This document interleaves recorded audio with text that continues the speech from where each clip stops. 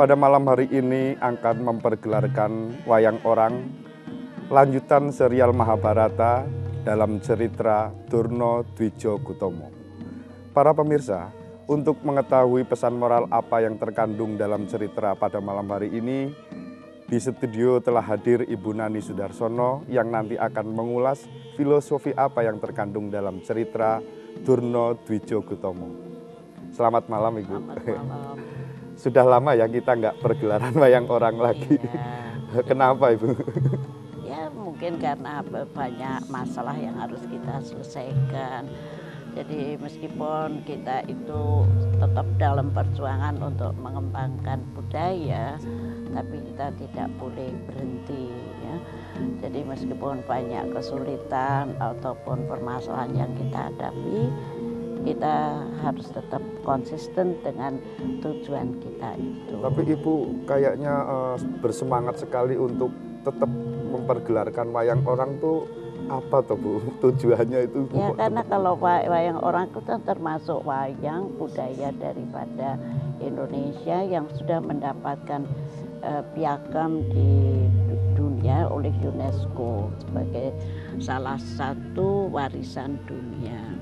Dan bahkan kita harus tahu bahwa wayang sekarang termasuk kerawitan itu sudah digeluti oleh bangsa-bangsa lain seperti Amerika, Australia. Kemarin kan banyak sekali terutama di universitas-universitas itu dikembangkan gamelan ya, lalu kerawitan, lalu menari, bahkan dalang pun itu mereka sudah menguasai.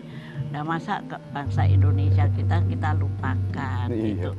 Oleh karena itu saya tidak akan berhenti meskipun sekarang banyak sekali yang sudah bergerak di wayang orang. Teman-teman itu sudah mendirikan sendiri dengan caranya, dengan gayanya.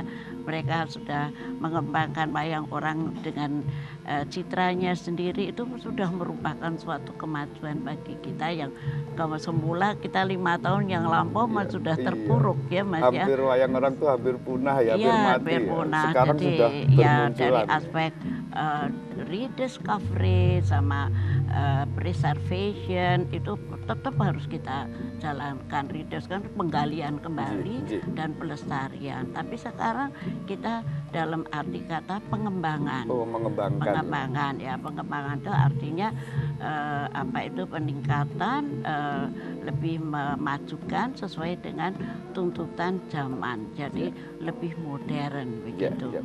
Dan kita sudah sempat membuat sajian wayang orang yang lebih modern yang kita namakan Matoya Langen Swara. Jadi Matoya itu nari, Langen Swara itu dengan nembang, meskipun ada dialog ya.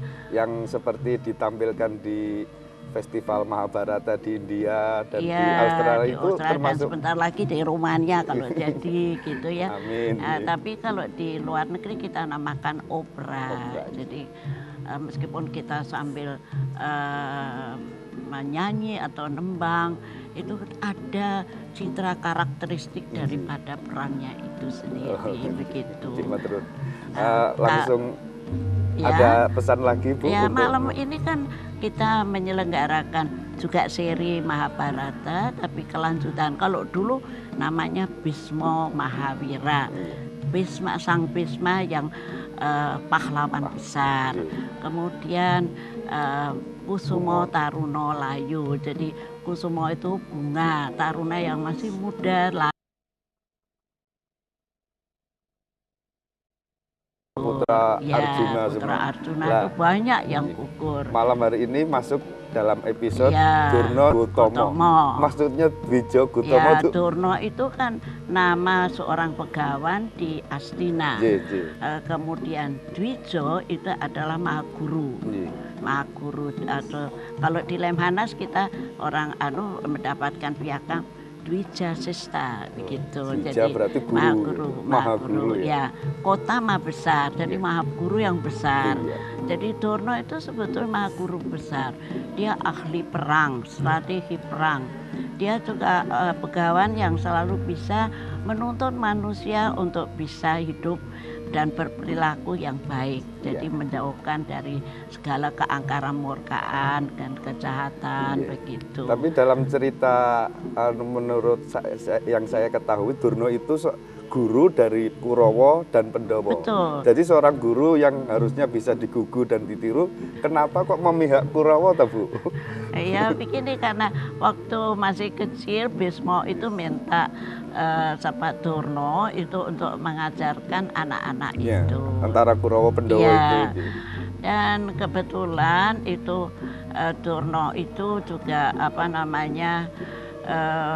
mendidik mereka. Tapi namanya watak karakter. Jadi di sini justru cerita Mahabharata itu kan menjelaskan antara dua nilai yang paradoksal, yaitu antara yang sumber kejahatan dan sumber kebaikan. Nah kebetulan Pandhawa yang baik, yang Kurawa yang jelek. Nah Pandhawa itu yang justru aniaya terus sama Kurawa itu. Tapi sebetulnya Durna sendiri tetap manusia meskipun dia begawan. Dia mempunyai sifat yang sangat kontroversial sekali. Kadang-kadang culas ya. Bagaimana waktu nanti cerita bagaimana dia berusaha untuk bisa menangkap Pandhawa itu. Jadi apalagi Puntadewa. Jadi begitu. Jadi saya kira Durna itu juga ada kadang-kadang masih belum memiliki kesempurnaan sebagai seorang manusia. Kenapa dia jadi jelek itu dulu sebetulnya dia bagus seperti Satria. Di dalam Mahabharata ini, Bharatayuda ini ngunduh weng pakartinya itu Durna kepada siapa, Bu? Pada Drupada kan. Dia kan akhirnya dia memperlakukan Drupada itu tidak semestinya. Drupada adalah raja. Meskipun mereka itu murid sama-sama dalam satu guru, kadang-kadang dia tidak berperilaku dan memperlakukan Drupada itu sebagai raja. Terus kalau bahasa Jawa nyunyak-nyunyuk gitu ya. Terus dia tanpa selonang-selonong, tanpa aturan. Ya katakanlah kalau kita kebetulan dengan Pak Sutioso kan teman. Tapi begitu kita harus menghadap Pak Sutioso kan harus mengikuti aturan. Nah itu jadi bukan Pak Sutiosonya tapi jabatannya sebagai gubernur. Iya, gitu. Jadi kita kadang-kadang harus menyesuaikan keadaan bahwa di dalam kehidupan manusia itu ada tatanan, tata krama, tata tertib. Nah kalau kamu tidak bisa mengikuti kan artinya orang yang tidak punya sopan santun yang baik gitu. Antara lain itu ya.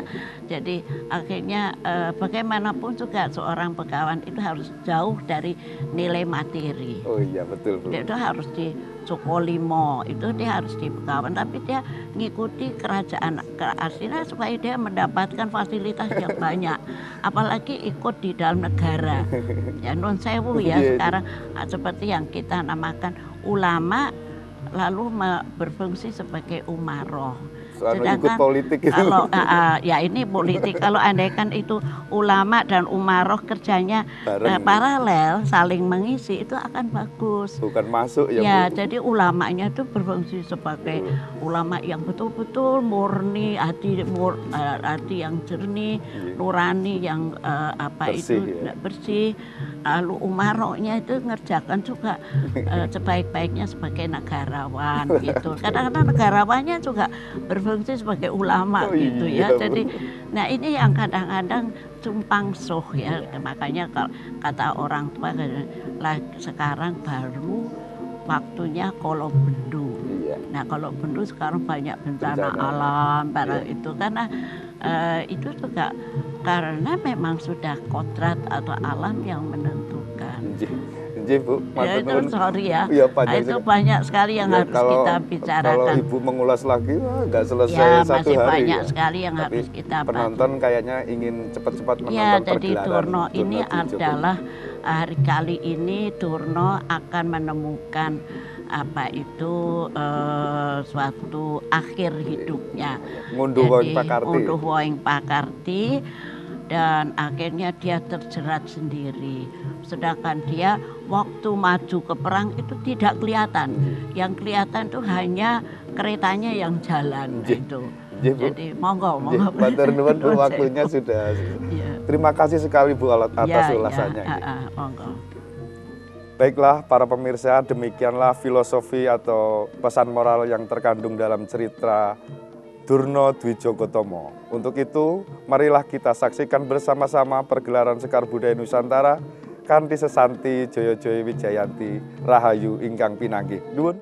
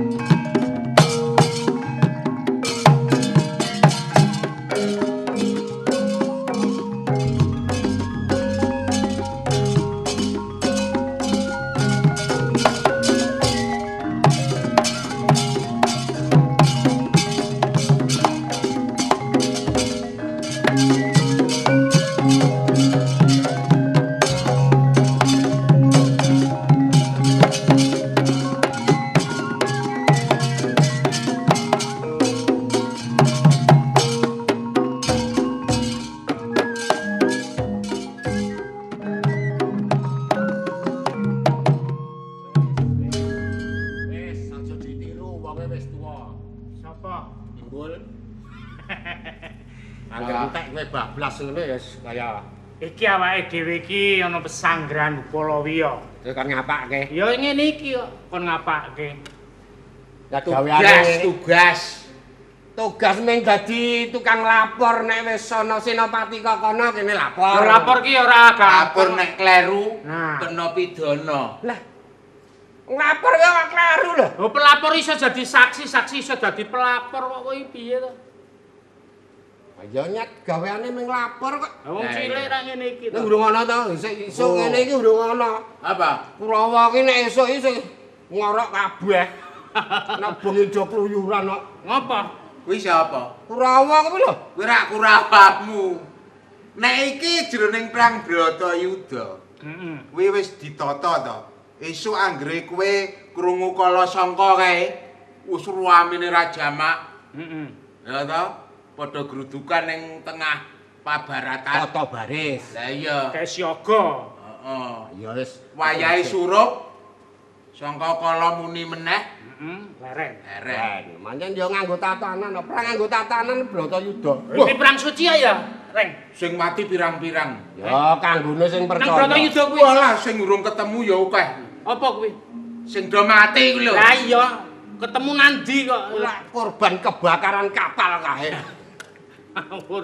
Sing Bratayuda iki korbane ya akeh. Ya iki nggone dhewe iki ya rada Bratayuda iki akeh korban Ngendi? Bangsa lahar, bangsa tsunami, bangsa anu iki. Kula iki ya wanti mongko Bratayuda kuwi akeh korban kuwi wis cinipta dening Gusti. Lah iya. Papan kanggo nyaur utang piutang. Sapa sing utang kudu mbayar. Utang nyaur, Oh nyayur.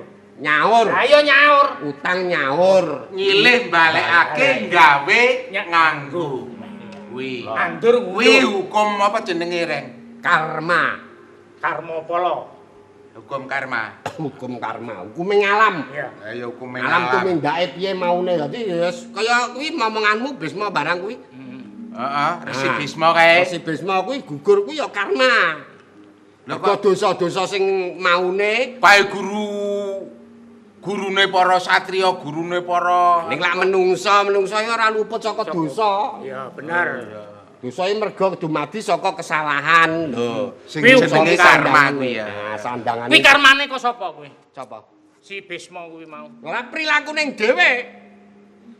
Laku Dadi keluputane dhewe kok Ngunduh sapa? wae penggawe. Kowe Petro Saiki wis- goblok men to kowe. Saiki wis ora ana. Saiki Bratayuda Gustimu Bisma wae 15 dina. Kuwi wong siji kuwi. Kuwi wis entek prajurit pirang haksa ini. Lagek wong siji wis 15 dina. 15 dina. Rampune. lagi ya. bis- Mongko Kurawa kuwi 100 seje para raja telukan sing nekani. Iya kan? Ha. Nah, Tawur kuwi ya. aku nek Mongko wong pirang siji haksa ini wae kuwi ya. 15 dina nek wong 100 wis pirang dina. Kira-kira nganti kowe mati ya Bratayuda urung Kok rampung. aku to mbok kowe sing mati. Ora kowe sik wae. Kowe Aku ya ngenteni kowe kuwi kok.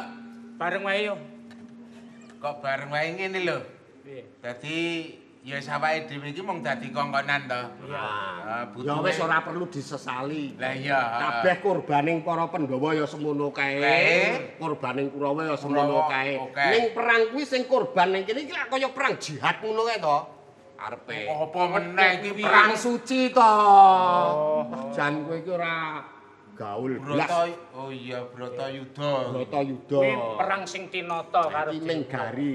Urutane engko bar iki sapa iki urung ana senopati saka Kurawa. Takon dalange.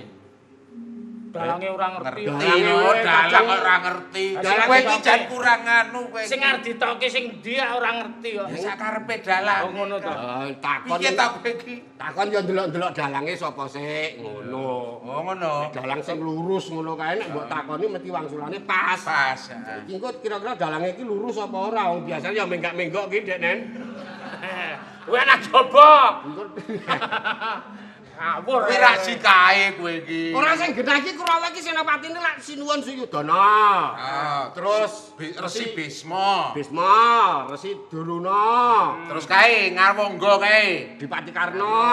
Heeh. Wis, Papat. ayo. Papat. 5 to. Sinuwun Duryudana. Resi Bisma, Resi Druna, Karna. Karna. Sing Sijine? siji sapa? Lah Saliyo. Salyo. Salyo.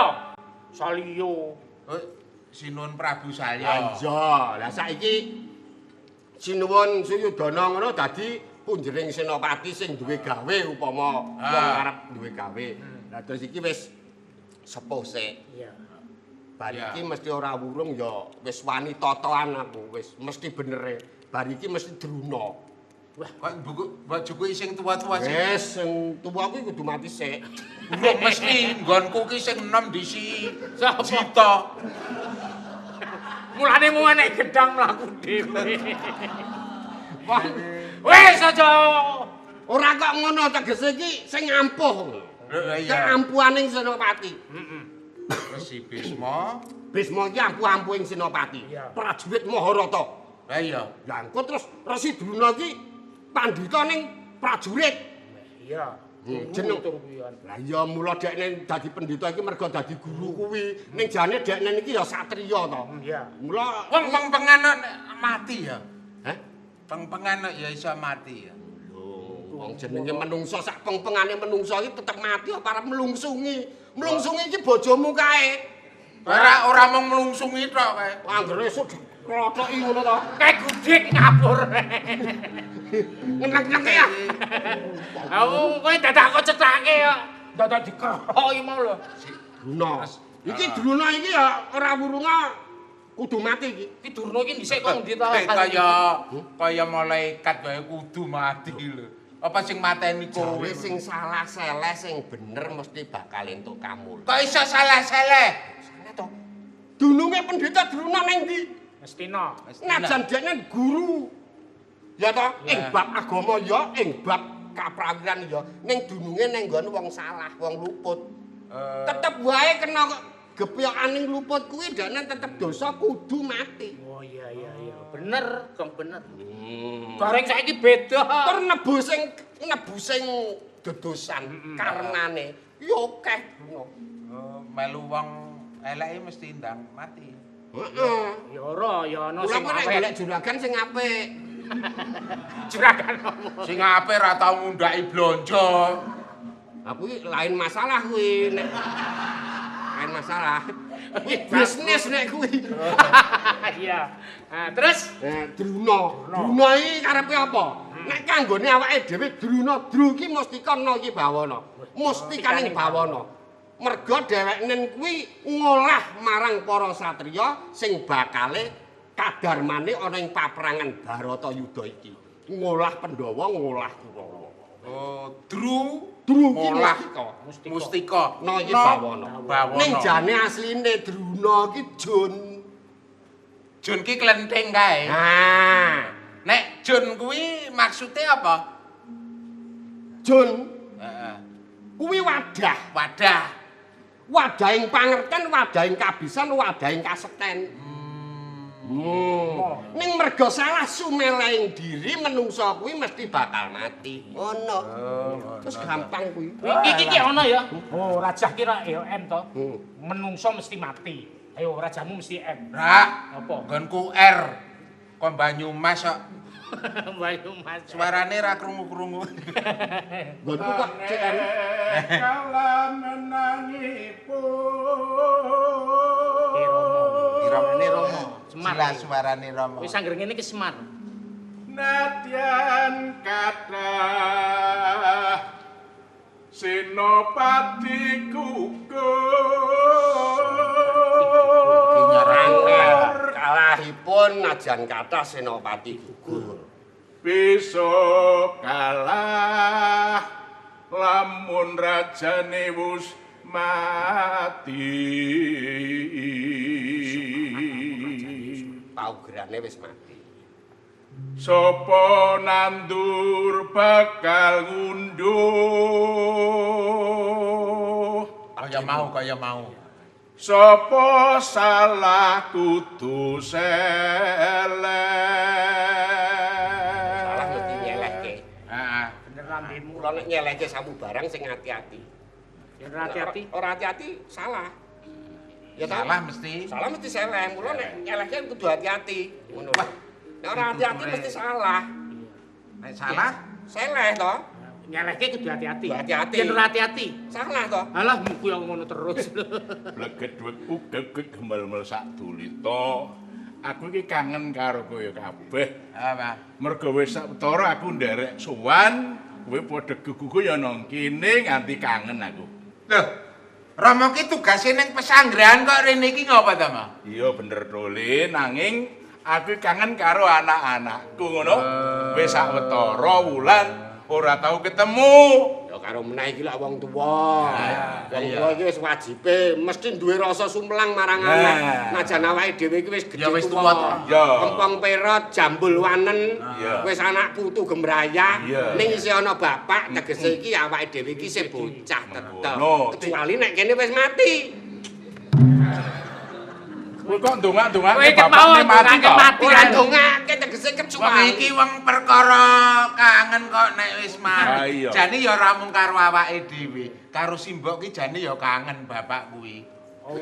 Nang pesanggrahan pirang-pirang Kangene dina. karo Simba iki wis lali karo awake dhewe. Iya, perlu simbok. Angger wis kangen karo Simba iki medani angger ana wong kaya Simba ngono. Wis mesti diparani. Aku ki wis wong tuwa aja kuwi. Aku ora tau ngrembug kuwi. Aku wis nyingkur bangsa ngono kuwi. Mung ketok wong lemu ngono wae ya wis mara ngono. Padahal ya wis beda banget lho rupane pancen Wong kuwi ora ero reng krungu. Suarane sapa kae? iki bahasa Sanskertane adelap. Adelak ki apa? Ora iso Romar ketemu simboke ora iso. Wong kebanjiran. Malah anyep kebanjiran iki. Lah iki piye mau? Ayo kok dawuh ora apa? tau lapor-lapor sapa Senopati Oh, Urung ana. Urung Wis ana. ra mesti lapor. Arene Rama ki kangen. Mumpung ketemu ana wektu dinggo seneng-seneng bebarengan. Oh ngono. Tetembangan. Tembang sing kowe njaluk tembang gending gedhe apa tembang dolanan apa uyen-uyen Sing murah apa sing murah? Sing murah ae. sing murah ki gado-gado. Sik wong tekan-tekan. Ora cocok kan. Tembang takoni murah larange. Seni itu tidak ada harganya. Jare ana gendeng gedhe, gendeng cilik. Tidak terbeli. Oh ngono. Gendeng gedhe iki tegese nutuke kok dhuwur ngono. Oh, Akhire gede-gede. gendeng cilik iki karo ngantuk ngono. Jajal aku golekno gending sing empuk-empuk wae. Laler meneng mah. Laler mengen. Laler mengompo lho. Gendeng gedhe kuwi. Sik laler mengompo. Ning laler iku wis ora seneng. Laler. Apa kowe golek pupur rondo wae? Apa kuwi? Ndi ana apa? Rondo pupur apa pupur rondo? Nek pupur rondo sing digoleki sama Semar sing dipupuri malah sing digoleki. Ana apa? Gendeng sing modern saiki wae mah. Ya apa? Sing empuk-empuk, Rama mau njaluk sing empuk-empuk. Empuk wae. Empuk gedhok. Gedhok wae. Gedhok saiki atos banget ya omongane. Sik, kuwi gedhok ndi ya? Gedhok kene kuwi ah. Wong iki gethuk panganan. Gethuk. Ora tok. Terus ora tau akur ya. Kuwi nek iso, nek dijak. Aku ora melu wae. Gedhok mah. Ya, aku ora jogetan. ora joget sing joget kowe sing enom-enom. Ayo kowe jogetan kena ora kena. Nek perlu ora joget ora apa-apa mah, sing gerak sing penting. Lho. Oh, ngono ya. Ben sehat. Karo olahraga ben aja kena stroke ya. Dadi ya. Kados gedhok. Karo nggo sowan ya. Iya. Karo nggo sowan rono mau.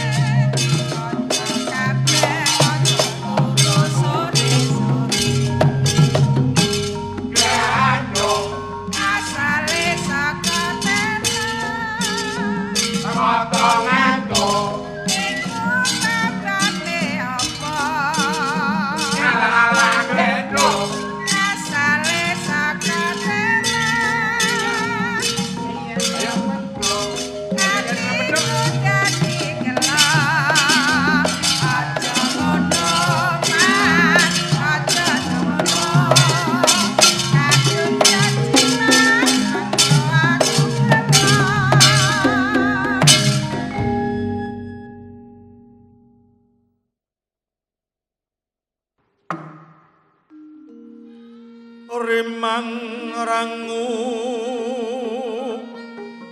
sengkelaning kalbu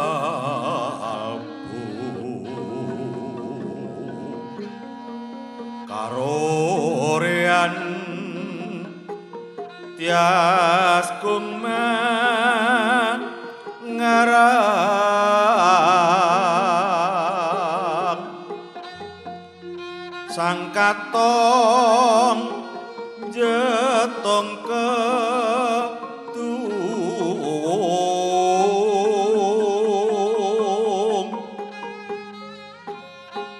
sasengit angikit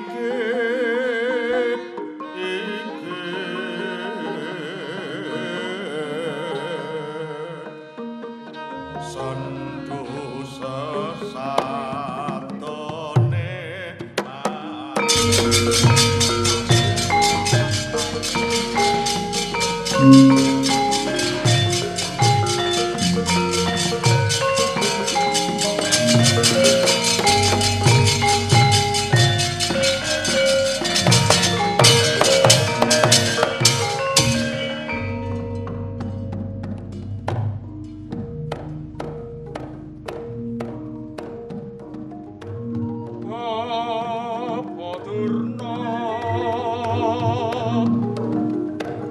atos kula namung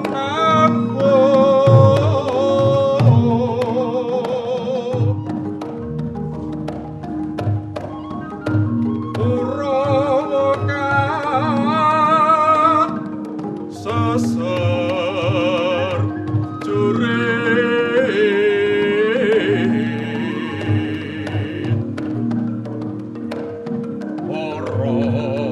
Senopati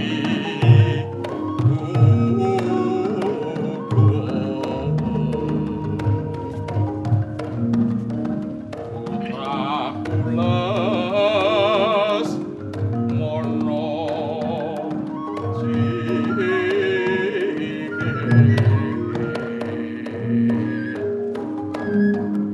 paran cayaning perang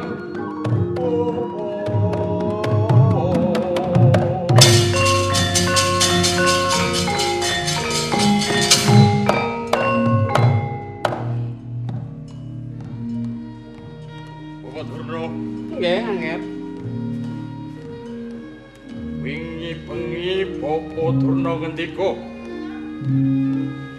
jare saguh ngrangket Puntadewa urip-uripan nanging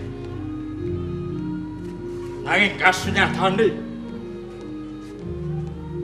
ora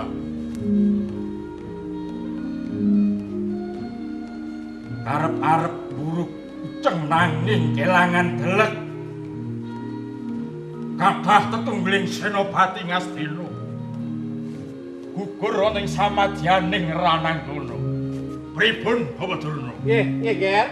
Anak Prabu, kula ngenggana kangge nebus kalepatan kula benjang-enjang. Benjang-enjang kula sagah dados manggalaning prajurit Kurawa ngrabosa barisaning Pandhawa.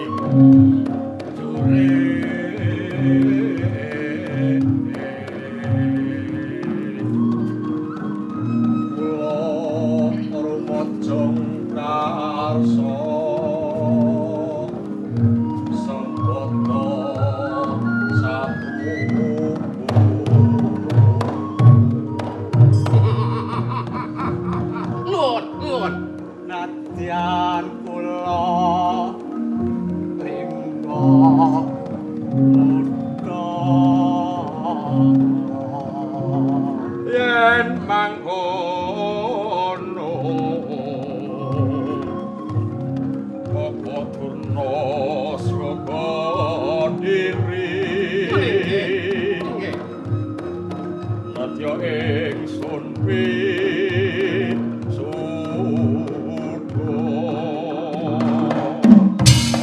Sini kana aku. Nuwun.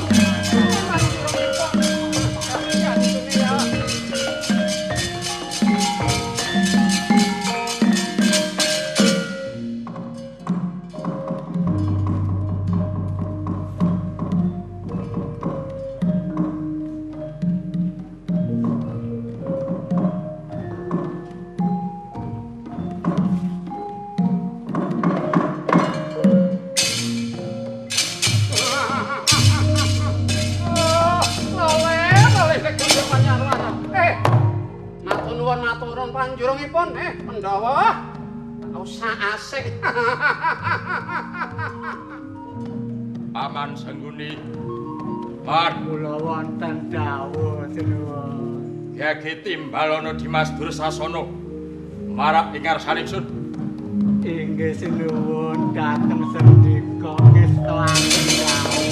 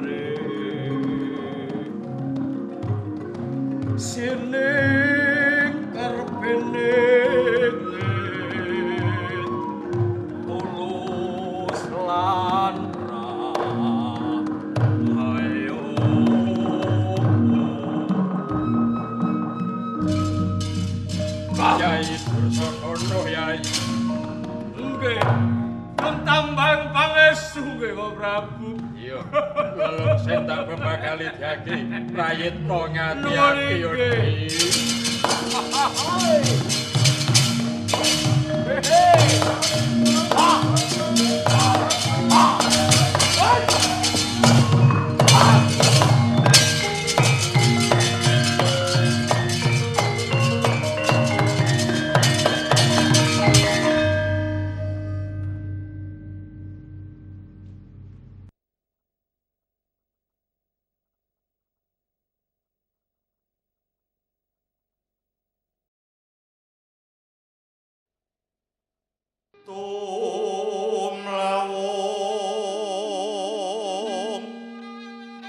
Kawung lengkara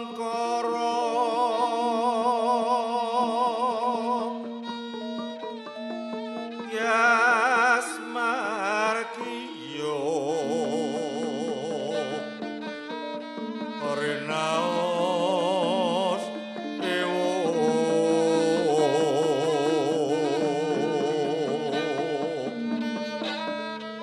Rimang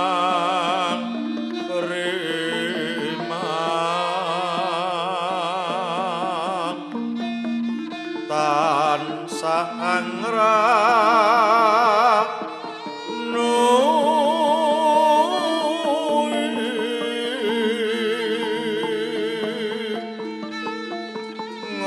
ngrarapa kawuran kang runa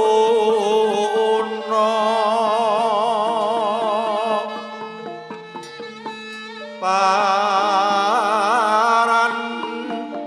margane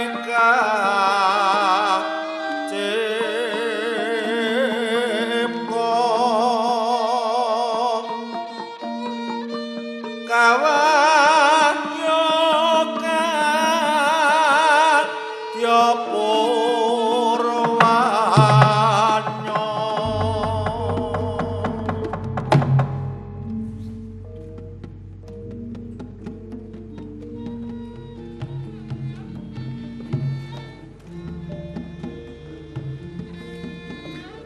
Ambo!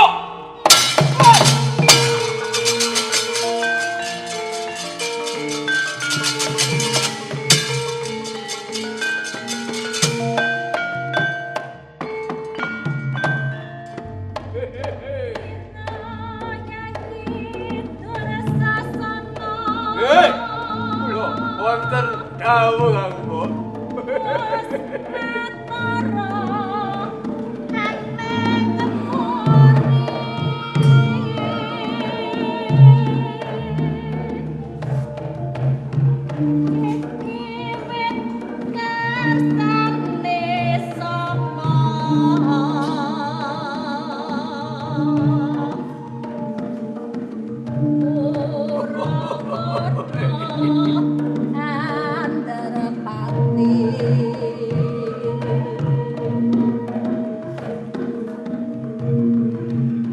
Kangembo Panowati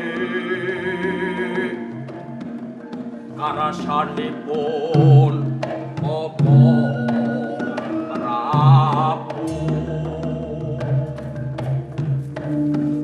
saksedane Lesmana kula gantos pangeran pati sarata rumak sopatuko mrewe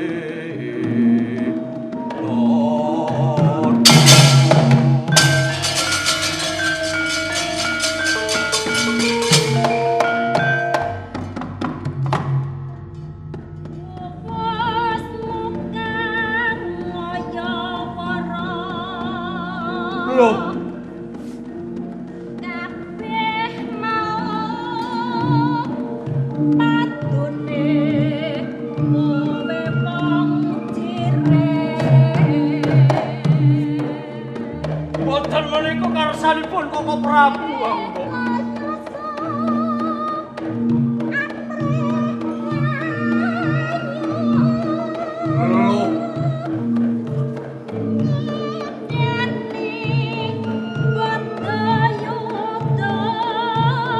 Wonten wonten ngendali Bhayuda Ambo.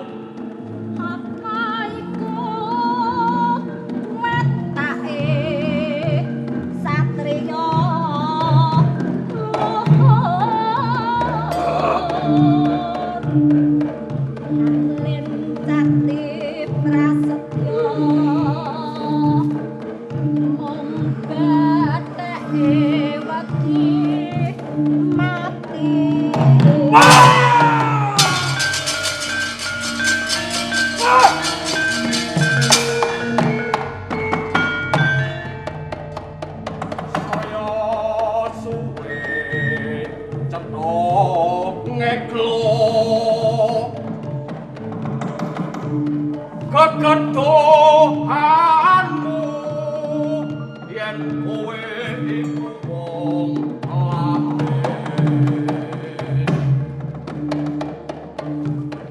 lahir Latin Koko Prabu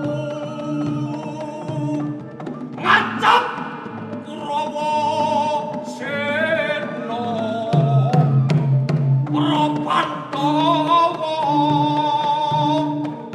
binadi pisaning unggul ing madyaning Ranagana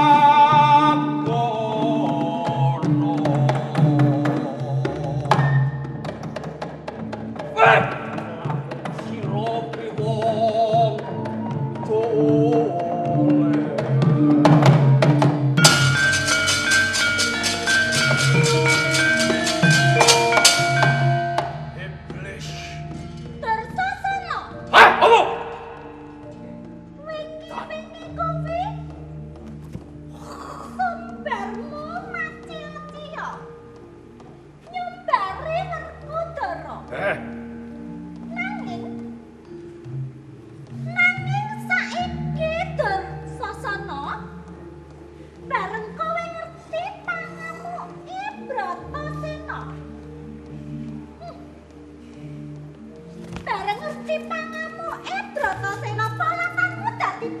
ora Mripatmu biyen sapa kono sikilmu ndredeg ora kaya ngidang ketemu macan. edan Tur sasana apa ora sembodo karo gagahmu. Ora sembodo karo gagahmu Tur sasana. Yen kaya mangkono kuwi padha karo kowe kuwi kembang sembojo kang jaba karo jerone ora padha. Tur sasana blegermu kuwi prinyo Tur sasana nanging kowe kuwi sejatine wanita kang kembenan minting-minting dadamu putih oi nanging kowe wedi getih Tur sasana ora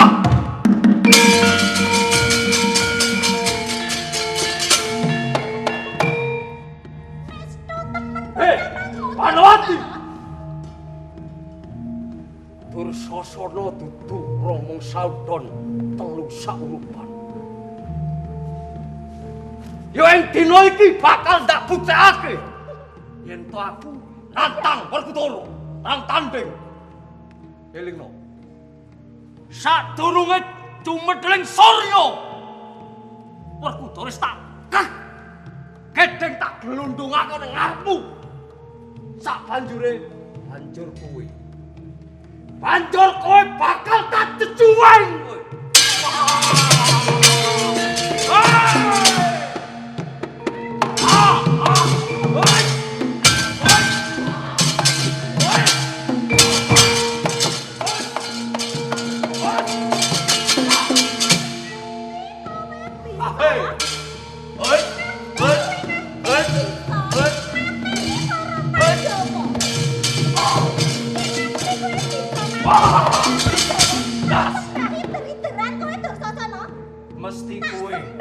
mesti kowe poso balen sing nyembah itri-itrane Tur sasana engken ana wedhus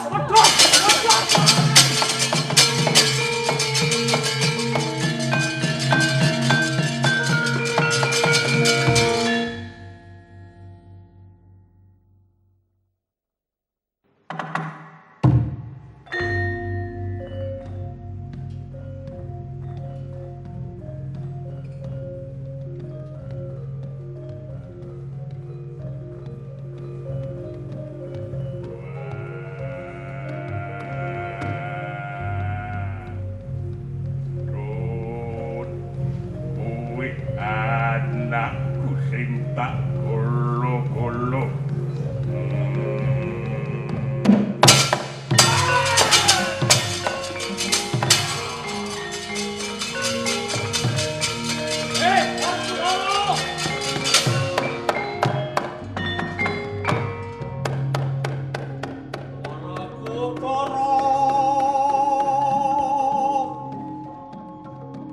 ragamu kok ngalintre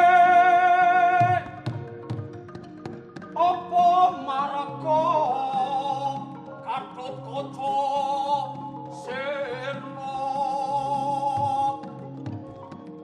kemah mlumpru pepayune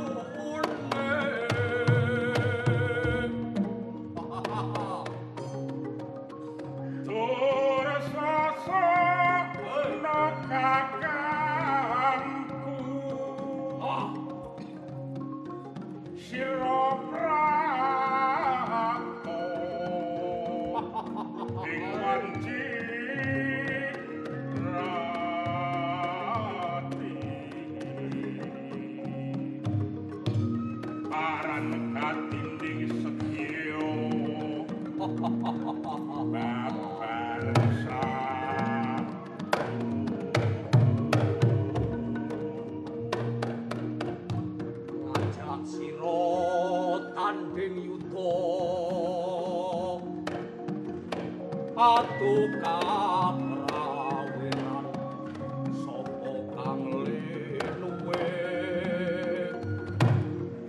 majuwa para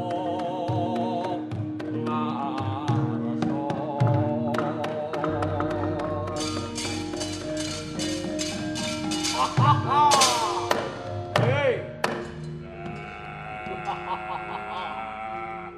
Ilingo Iking Wanciratri kabeh para prajurit padha saya lah iki dudu wancine kowe ngerti kabeh mau dadi pranatane para prajurit Wargudara kanggone Dursasana pranatan ora ono sing baku ing dina iki uga kowe apa aku sing modar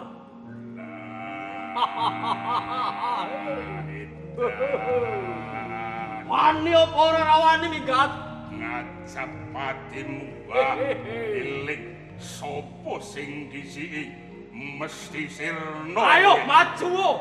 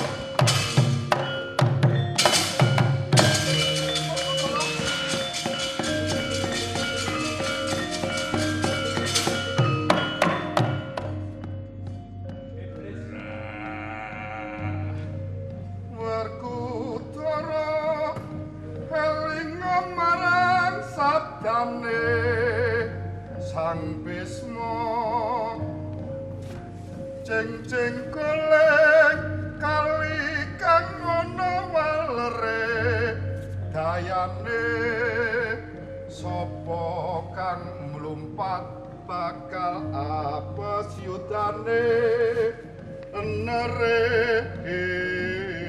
Berdono sing apa ayo terus ayo lo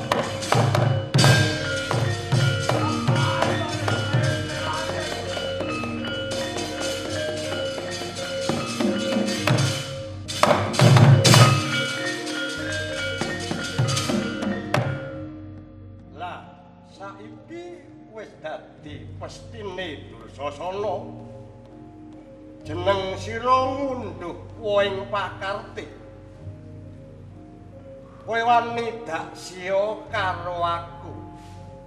Ing atase aku wong tukang prau wong cilik ongklak-angklik. Mbok prawoso nganti aku temeka ing pati. Dursasana satriya kang dur angkara murka. Aku ngerti nggonmu merjaya kabeh kawula cilik kanggo sarana sesaji supaya golek kamenangane Kurawa ing prang Baratayuda. Wela golek menang kok ancik-ancik marang wong cilik. Ya, aku ora bisa males karo kowe. Hamung Gusti Kang Maha Adil kang bakal paring pitulungan. Raden Werkudara kersa paduka ngoyak Dursasana menawi sampun dumugi ing mriki badhe kula jegal sukunipun Dursasana. Hei!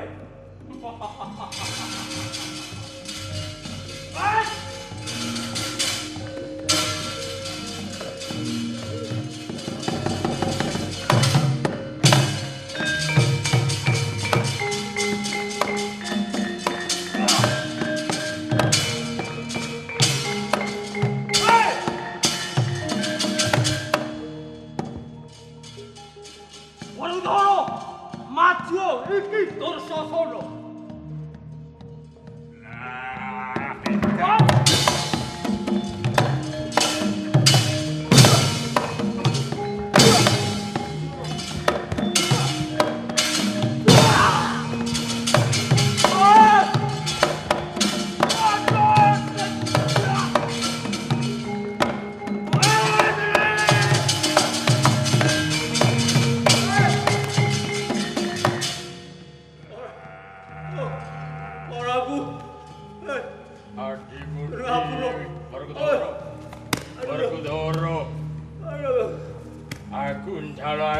Pangapura katangku Dursasana ya di luarana ya di ya yen jadi gelem nguripi adikku Dursasana Bratayuda leren semene wae negara Astina lan Indraprastha sakutuwe tak pasake marang Pandhawa ya di Ger Pripun ingkang paman ngekseni Pandhawa pikantuk kamenangan saged ngukup bumi Ngastina sak jajaranipun nanging sauger Raka Paduka Dursasana dipun luwari.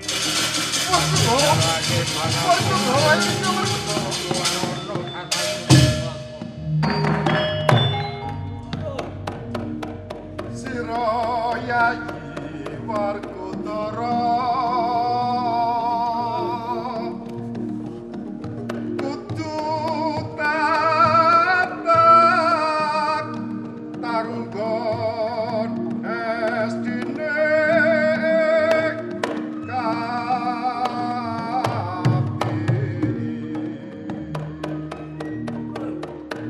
Ojo miar hadekipun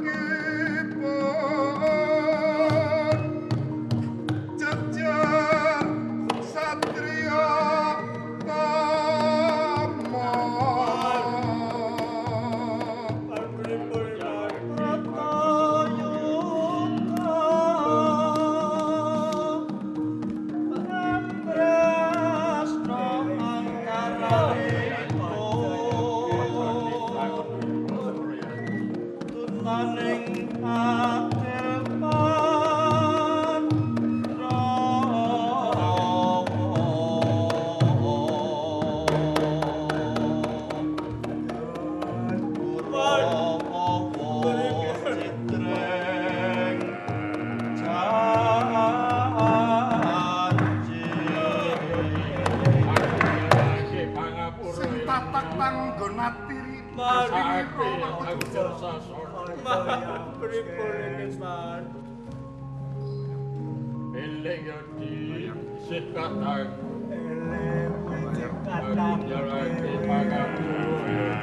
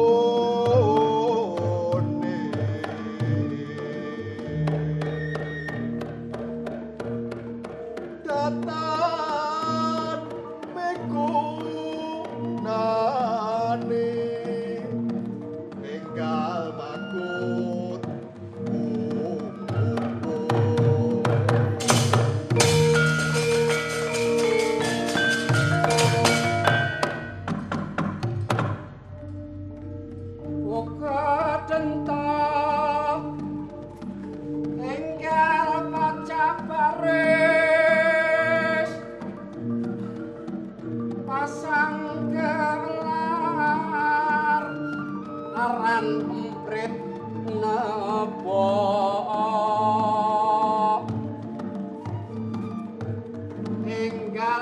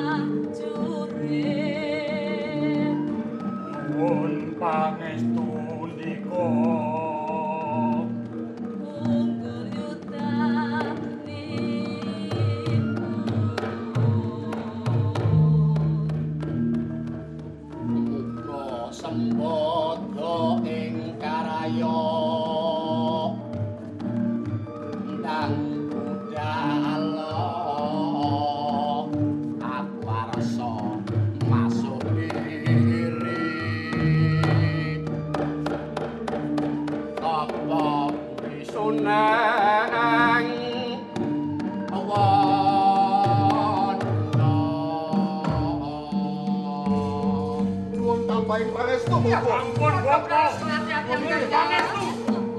Sampe kabeh pancene Kurawa. Ora lataran nggih.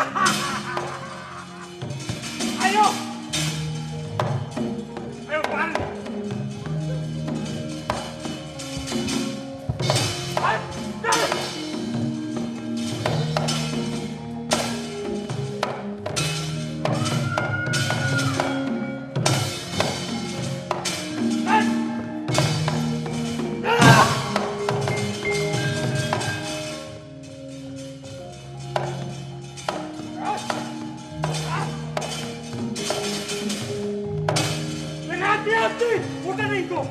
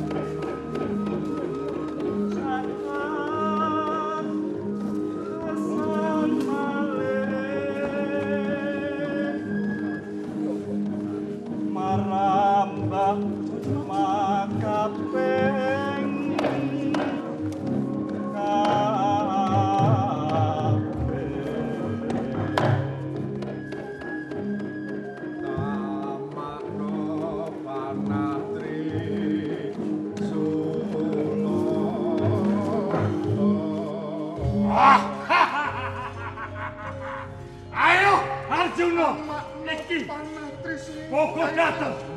Sendik boleh saken Kabupaten Bogo Prabu. Sing hati-hati kae.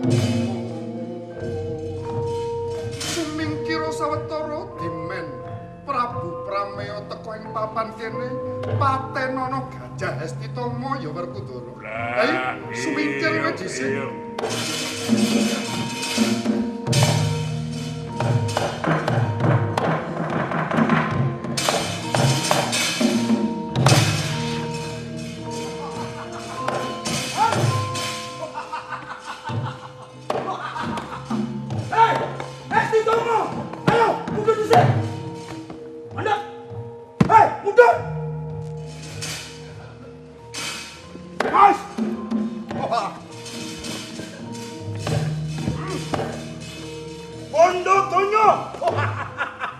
Kelakon sugih mung perkara iki aku. Wong mulih. Wah.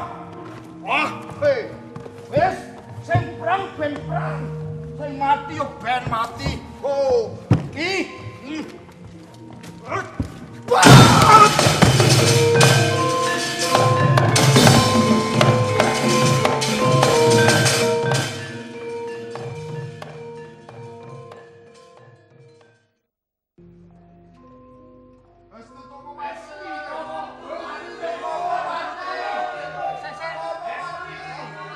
Sapa?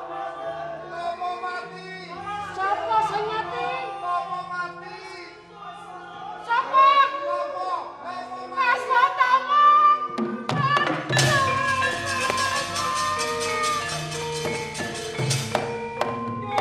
Aswatama ngger kondisipun Bapak Tongger. Ngger ora ana gunane. Ora ana gunane aku dedek nang Ngastina. Sing tak goleke kamokten temekaning pati. Apa wis dadi wancin? Nah, kebeneran. Sawijining Narendra sing ora nate goroh. Kirana Prabu Puntadewa Inggih wonten wigatos punapa kula miterang. Kula mireng pawartos bilih Aswatama dumiting pejah. Nanging wonten pawartos ugi yen ingkang pejah Gajah Hestitama. Sejatosipun ingkang dumiting pejah sinten, Nger? Bapa ingkang pejah menika Hestitama Bapa. Sinten? Hestitama Bapa. Aswatama.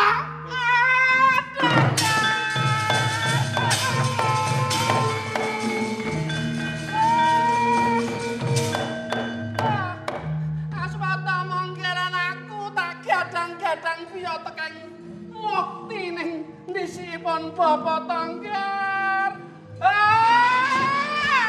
Tongger Aswatama, aku melu kowe ya le ya. Wes. Lumrah pepes otot bebayuku. Dadi senopati agung ya ora ana gunane. Aswatama